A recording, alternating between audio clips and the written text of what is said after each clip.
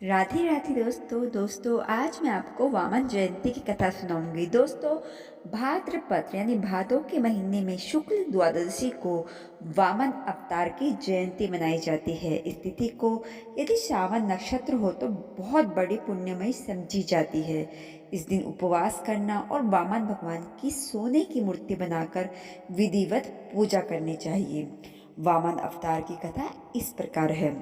प्राचीन काल में बलि नामक परम पराक्रमी राजा ने तीनों लोगों को जीतकर देवलोक को भी अपना अधीन कर लिया। इससे भयभीत होकर तमाम देवता विष्णु भगवान के पास गए और उनसे प्रार्थना की कि भगवान, हम लोग भारी विपत्ति में पड़े हैं। दैत्यराज बलि ने देवलोक पर भी अपना अधिकार जमा लिया है।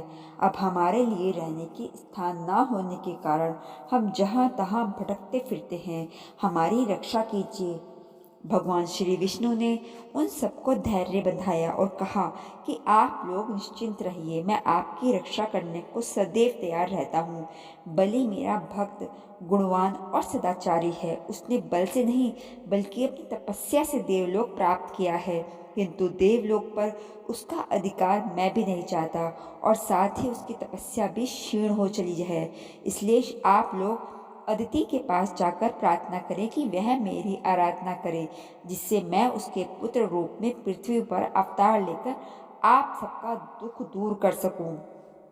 देवताओं की प्रार्थना से अदिति द्वारा भगवान विष्णु की आराधना करने पर श्री विष्णु ने उसके गर्भ से वामन रूप में अवतार धारण किया। अदिति के पति कश्यप जी ने शास्त्र सम्मत विधि से वामन के यज्ञोपवीत आदि सभी संस्कार संपन्न किए। भगवान को तो भूतल पर अवतार लेकर देवताओं का दुख दूर करना था।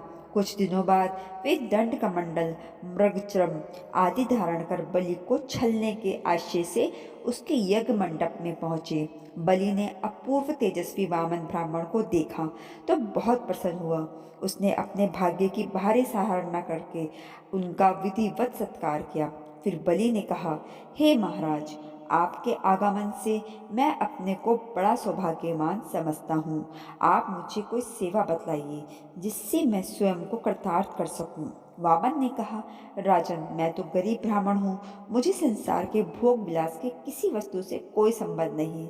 यदि तुम दे सको तो मुझे केवल 3 पग धरती नाप दो, मैं उसी से अपना आश्रम बनाकर पठन पाठन करूँगा।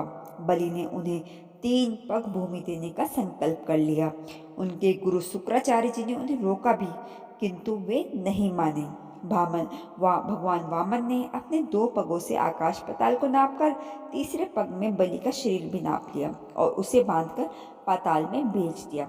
इस प्रकार देवताओं का संकट दूर हुआ और वे प्रसन्नतापूर्वक देवलोक में बस गए। तो दोस्तों, ये थी वामन जयंती की कथा।